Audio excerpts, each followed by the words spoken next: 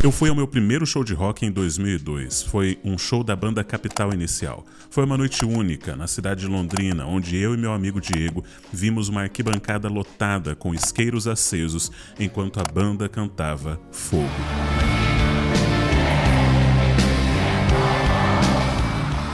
Mas existe uma música do Capital Inicial que me conecta com algo muito mais antigo, que conecta este livro de Tolkien com este livro de Platão, que liga Terra-média com Grécia Antiga. 4 vezes você.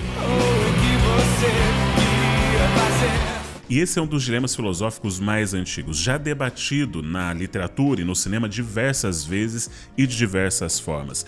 E ele revela muito mais sobre você do que você gostaria, e Tolkien colocou na sua obra mais famosa o teste moral final. E é muito simples. Você cometeria um crime ou um ato altamente imoral se apenas 2 condições fossem satisfeitas?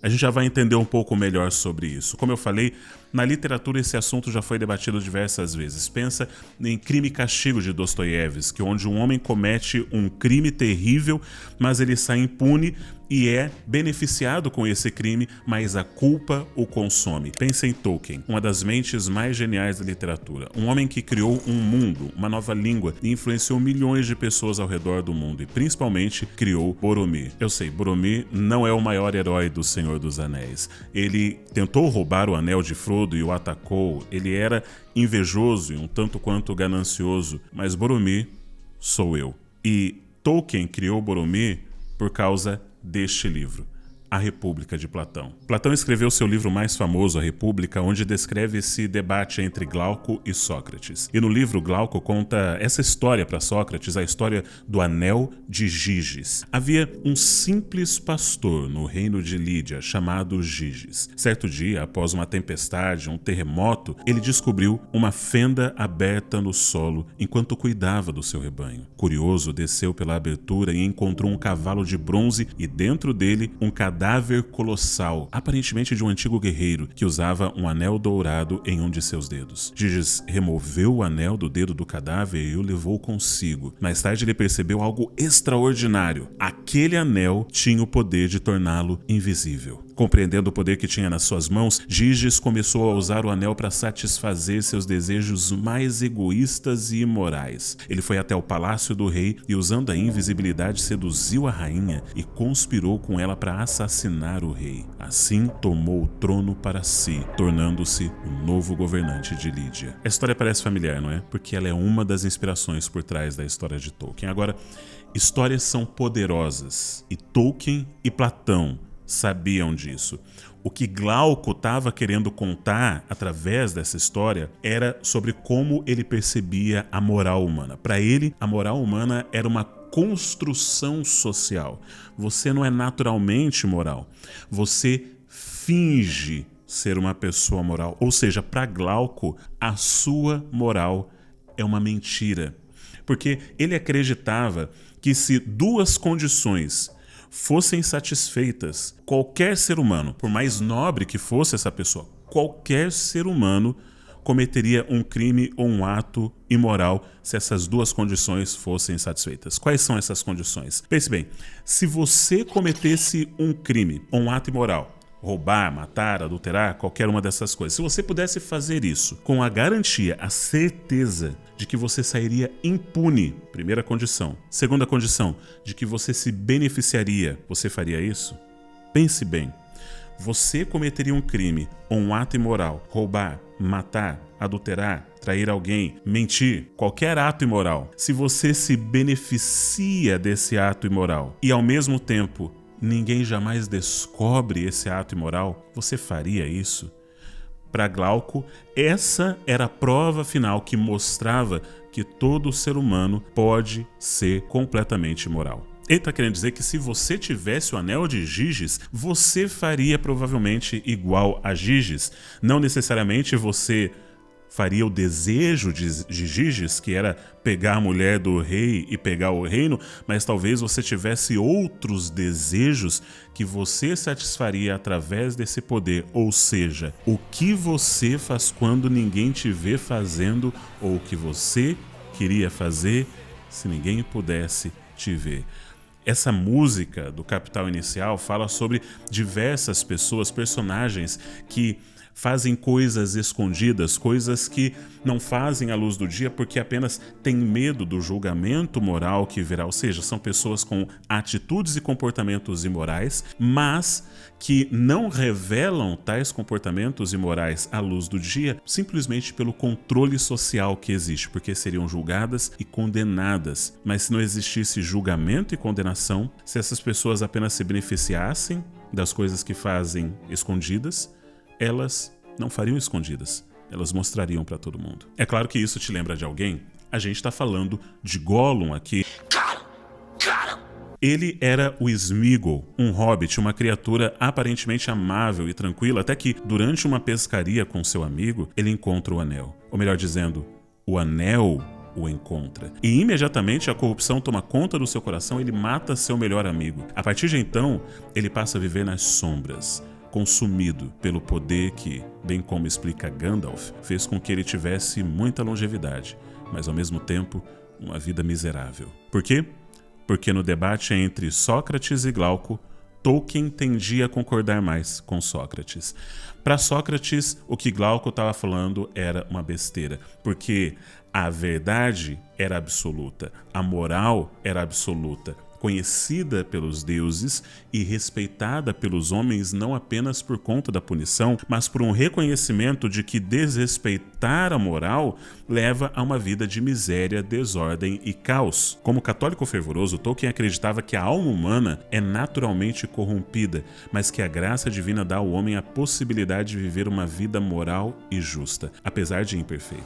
Sua experiência lutando na Primeira Guerra Mundial deu a ele uma visão ainda mais clara dos perigos da corrupção por causa do poder e da tirania que vem disso. Tanto para Tolkien como para Sócrates, é melhor o homem ser justo, mesmo em um mundo injusto, mesmo quando esse homem é ridicularizado e sua justiça não traz nenhum benefício direto para ele. Porque não existe nenhuma recompensa real e transcendente quando você cede aos seus impulsos e suas paixões. Você não está exercendo nenhuma atitude nobre ao fazer aquilo que realmente o seu coração clama, ou seja, seguir o seu coração. Mas quando você resiste aos desejos mais profundos e impuros que você tem, você está mostrando força de caráter, você está mostrando transcendência. Na Terra-média, houve um que pôde resistir à corrupção do Um Anel, Tom Bombadil. Ele não aparece nos filmes, mas é um dos personagens favoritos de quem leu os livros. Ele não é em nada impactado pelo anel. Ele permaneceu visível enquanto o usava. Tom claramente não é um humano e claramente não há nada que o anel pudesse oferecer para uma criatura tão superior como ele, porque ele é um símbolo de transcendência. Frodo resistiu aos efeitos do anel pelo máximo de tempo possível até o último minuto. Isso foi o mais longe que alguém da Terra-média tinha ido antes de cair na corrupção. Frodo, até esse ponto, tentou seguir um caminho muito justo e ele tinha todas as razões certas para fazer isso. Frodo era um pequeno hobbit vivendo em paz no condado. Ele poderia facilmente ter sido como Bombadil e ficado em casa, cuidando de sua vida. Mas não. Frodo sentiu que era a coisa certa e justa a fazer ao tomar para si a tarefa de destruir o anel. E ele se aventurou entre uma sociedade de companheiros que ele sabia que cairiam na corrupção mais rápido que ele. Aquele que pega o anel de Giges, ou o Um Anel, para satisfazer os seus desejos, acaba se tornando escravo dos seus desejos, enquanto que aquele que consegue superar esses desejos se torna senhor deles e, portanto, consegue ter uma vida muito mais feliz. Gollum é um exemplo disso. Ele teve uma vida miserável depois que ele pegou o anel. Ele dedicou sua vida como escravo do anel, escravo dos seus desejos, do prazer e da impunidade que desfrutava com o anel. E basta ver onde o próprio Giges encontra o anel, num cadáver de um gigante. Por maior que esse gigante fosse, por mais poderoso que esse guerreiro fosse, por mais invisível que ele tenha sido, ele ainda assim morreu e caiu no esquecimento. E sim, você tem um anel. Ele está nos seus dedos. Seja o mouse, seja o celular. Essas ferramentas trouxeram para nós o poder da invisibilidade, do anonimato. E trabalhando na internet, nas redes sociais, Eu percebo o quanto que as pessoas utilizam mal essas ferramentas, e é assustador porque eu tenho um canal onde eu falo sobre cinema, e ainda assim as pessoas utilizam essas ferramentas para atacar, ofender, se esconder atrás de uma invisibilidade falsa, se esconder atrás desse anonimato que a internet proporciona para escrever coisas que essas pessoas jamais teriam coragem de falar na sua cara. Jamais teriam coragem de te abordar na rua e falar isso. Mas a covardia dessas pessoas ganha uma aparência de coragem quando elas estão sentadas na frente do computador ou na frente do celular. A aba privada do nosso computador revela muito mais sobre nossa moral do que a gente gostaria de admitir. O Um Anel tenta você a seguir seus desejos por poder e força, corrompendo sua moral e senso de justiça ao longo do caminho. Platão queria nos mostrar que levar uma vida justa e moral é a coisa certa a fazer por si só e levará à felicidade, enquanto ceder à corrupção leva à miséria e destruição. Essa mensagem é forte em Tolkien também. Sam se torna um dos heróis por não ceder ao anel e fazer a coisa certa. Ele resiste ao desejo e isso não lhe dá nenhuma recompensa. Pelo contrário, ele ainda precisa enfrentar a desconfiança do seu melhor amigo e caminhar até a montanha da perdição sem nenhuma garantia de retorno. Para Sam, justiça e moral são absolutas. Mais do que isso, são inegociáveis. Ele não se permite corromper porque ele simboliza um homem superior. Não o super-homem de Nietzsche, mas o homem redimido de Tolkien. O homem que possui uma nova natureza. No final, o poder do anel de corromper você não está no anel. Está em você. Por isso, Raskolnikov de Crime e Castigo não consegue viver sabendo que ele está impune de um crime que cometeu. Você precisa ser um psicopata para fazer o mal a outra pessoa e não sentir remorso e arrependimento. Um psicopata é uma pessoa capaz de fazer mal a outra se isso lhe trouxer algum benefício. São criaturas meticulosas que manipulam e enganam e, em alguns casos, roubam e matam, porque um psicopata se importa apenas com aquelas duas condições de Glauco. Eu vou sair impune, eu me beneficio do crime, se sim, o psicopata não vê problemas em cometer o crime e o principal, ele não vai sentir nenhuma tristeza após cometer o ato imoral. E mesmo se você não for um total psicopata, você vai falhar nesse teste também. Talvez não completamente como um psicopata, porque como eu falei, você não precisa ser um psicopata para ter atos imorais, se comportar de forma imoral. O problema do psicopata é que ele faz isso sem nenhuma chance de se arrepender, de ter remorso, de se preocupar com o outro que ele feriu ou machucou, porque ele não tem essa capacidade de se importar, essa empatia. Ele só vai mergulhar cada vez mais na sua corrupção moral e entrar em um abismo sem retorno, como Gollum fez, se tornando uma criatura completamente desprezível. Mas eu não sou como Gollum, graças a Deus. Mas eu também não sou como o Sam. Eu não sou como Frodo. Eu não sou como Aragorn. Eu sou muito mais parecido com Boromir. Boromir falhou no teste. Ele pegou o anel em suas mãos e imediatamente sua alma se corrompeu. E o desejo de fazer o mal o dominou a ponto de ameaçar a vida de Frodo. Se sua história acabasse aqui, ele teria sido odiado por todos. Mas sua história continua. Boromir se arrepende. Ele percebe que sua alma é corrupta, que ele não possui a força moral para carregar um anel e resistir ao seu poder. Mas ele não apenas se arrepende. Seu comportamento imediato é mostrar seu arrependimento através de sacrifício. Tolkien, um contador de histórias genial, sabia que é melhor mostrar do que contar, e ele nos mostra um Boromir que agora luta contra os orcs para defender e salvar Merry e Pippin. E ele morre. Uma morte de sacrifício, mostrando que, apesar de ter falhado, ele aproveitou sua segunda chance para fazer a escolha certa, mesmo que essa escolha custasse sua própria vida. Quando Frodo pegou o anel pela primeira vez, nada aconteceu. A mesma coisa com Aragorn e Sam. Mas conforme o tempo foi passando, conforme ele foi sendo exposto ao mal com mais intensidade e frequência, conforme ele foi se afastando daquele paraíso idílico que era o condado, ele foi sendo afetado mais profundamente pelo anel. E no final, ele falhou. Foi corrompido pelo anel. Porque em algum momento todos nós somos corrompidos. Na verdade, nós simplesmente somos corrompidos. A diferença está se a pessoa vai se apegar a essa corrupção, como é o caso de Gollum, e fazer disso a sua vida, o seu tesouro precioso, agarrar-se a isso e morrer por causa disso, ou a gente vai fazer como Boromir.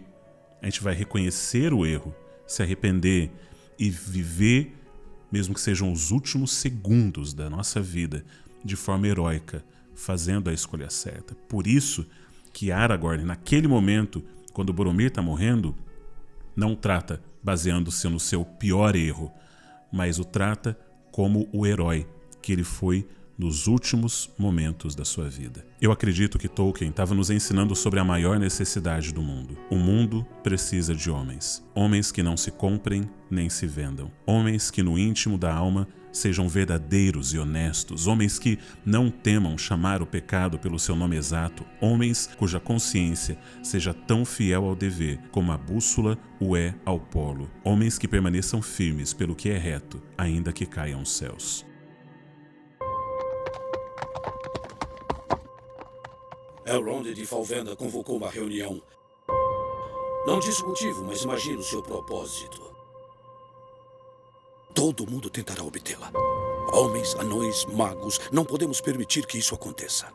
Esse anel deve vir a Gondor. Gondor? É perigosa, eu sei. O anel sempre tentará corromper o coração dos homens mais fracos, mas você é forte. Em um sonho, vi o céu oriental ficar escuro, mas no oeste ainda havia uma pálida luz. É muito estranho que tenhamos tanto medo e dúvida de uma coisa tão pequena. Tão pequena. Boromir! Ainda está afiada. Lembre-se de hoje, irmãozinho. É só uma herança quebrada. Ouvi a voz dela na minha cabeça. Ela falou de meu pai e da queda de Gondor. Ela me disse, mesmo agora ainda há esperança. Mas não posso vê-la. Verei a glória de Gondor recuperada. O que você viu, Aragorn? Já foi chamado para casa pelo claro som de trombetas de prata. Ele tentou tomar o anel do Sr. Frodo após ter jurado protegê-lo. Ele tentou matá-lo. O anel deixou seu irmão maluco. Frodo. A terra da minha gente A trombeta de Gondor. Boromir jamais voltará a cair em mãos inimigas.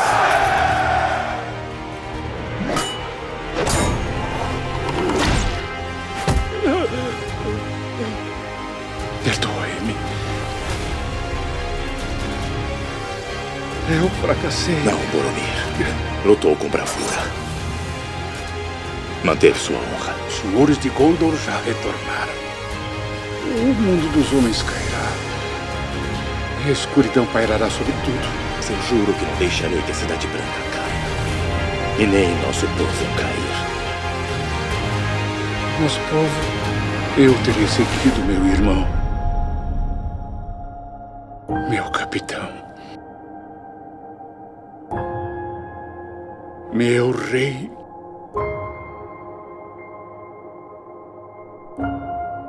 Fique em paz, filho de Gondor.